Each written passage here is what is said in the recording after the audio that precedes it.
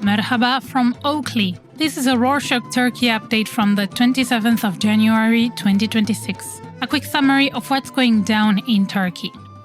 On Saturday the 24th, members of the pro-Kurdish People's Equality and Democracy Party, or DEM Party, triggered a wide public debate after launching a symbolic hair-braiding protest. The action came after a video circulated showing people cutting the braid of a woman described as affiliated with the Syrian Democratic Forces, whose core force is the People's Protection Units, a Kurdish armed group operating in northern Syria that the Turkish government considers a terrorist organization. DEM Party lawmakers shared videos of themselves braiding their hair in solidarity. Supporters on social media described the act as a stand against humiliation and violence toward women. However, many argued that braids are part of Turkic cultural heritage and said turning them into a Kurdish political symbol was inappropriate. In an update to the ongoing opposition crackdown, on Monday the 26th, prosecutors submitted a 702-page indictment to court in the sprawling corruption and bribery case tied to the Republican People's Party or CHP-led Antalya municipality and Muhittin Bocek, the former mayor of Antalya. The case accuses Bocek, who authorities arrested and removed from office earlier this year, of playing a central role in a wide corruption network at the Antalya municipality. Prosecutors listed 26 alleged criminal acts, including unlawful acquisition of property, bribery, influence trading, and money laundering. The indictment covers 41 suspects in total and seeks the confiscation of assets worth around 258 million lira, $6 million, from the suspects. The case also names a former provincial police chief and several business figures. Meanwhile, in an update linked to the Istanbul municipality investigation, Daria Çayırgan, a professional volleyball player whose name appeared in the case file, addressed allegations circulating online that she had a romantic relationship with Ekrem İmamoğlu, the imprisoned CHP mayor of Istanbul, received 50,000 euros from him and traveled on a private jet with him. Çayırgan rejected these stories, saying they were damaging and directly targeted both her reputation and her family. She added that she stayed silent at first to avoid feeding misinformation. Addressing questions raised during her testimony, Çayırgan said her current regular income comes from rental earnings of around 40,000 lira, just under $1,000, per month, and that her assets were built through nearly 20 years of professional volleyball, club salaries, and sponsorships.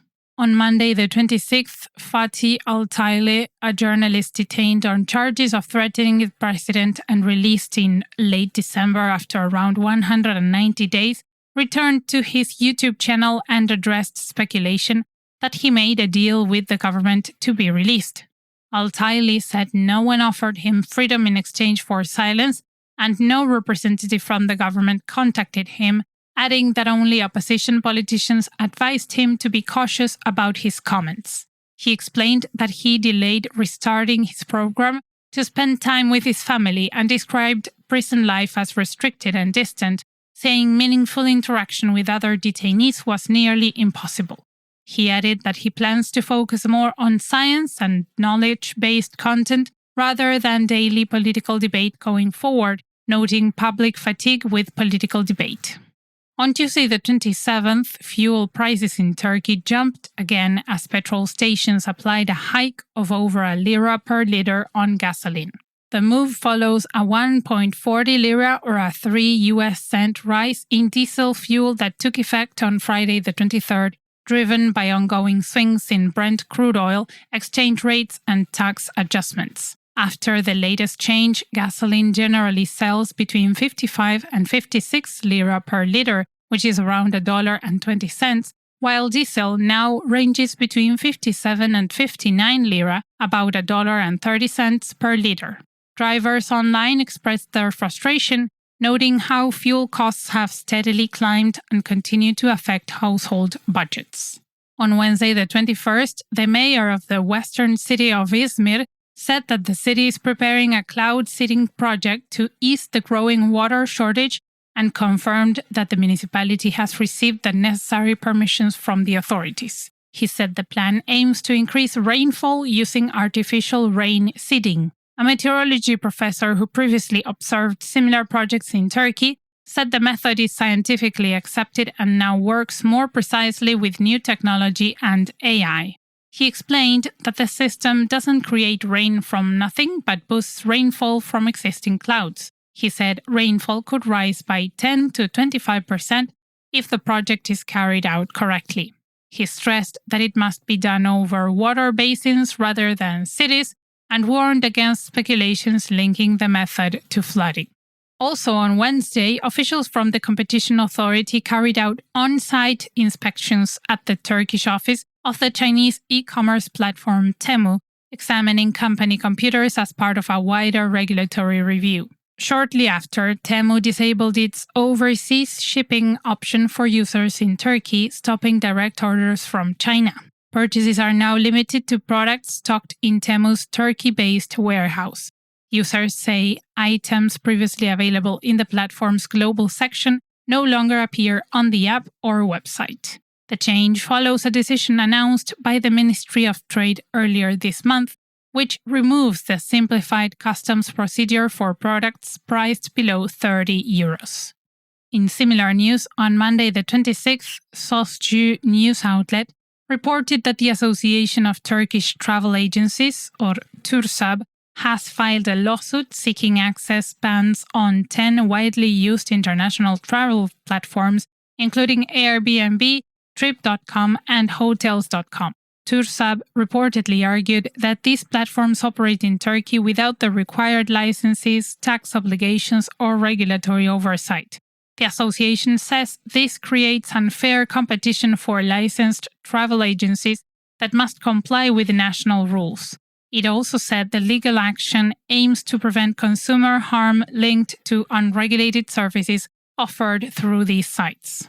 On Tuesday the 20th, the Trade Ministry launched price inspections for restaurants, bakeries and butcheries in Ankara ahead of Ramadan, the Muslim holy month of fasting that begins in late February, a period when food demand traditionally rises.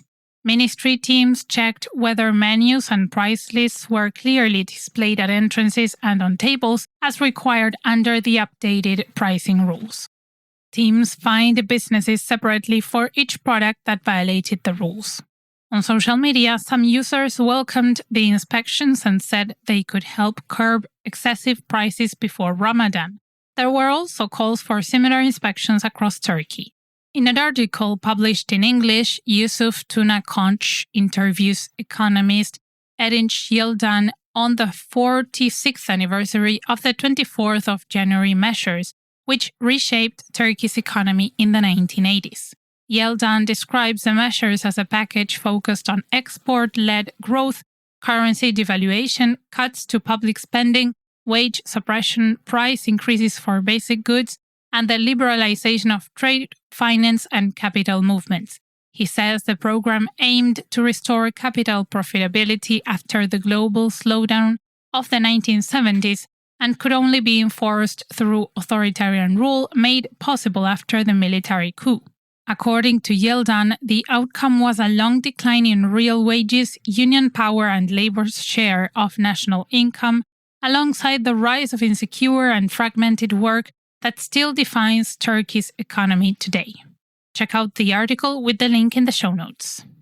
On Monday the 26th, Ali Yerlikaya, the interior minister, said that police in the southern city of Mersin dismantled an organized crime group with an unusually narrow business plan, taking over the city's lavash bread market, which produces a type of tortilla.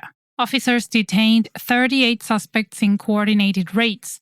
Courts later jailed the group's leader and 17 others, while 19 suspects faced judicial control measures. Investigators said the group pressured lavash producers across Mersin through threats, assaults, and repeated shootings at workplaces, apparently to push rivals out of the market.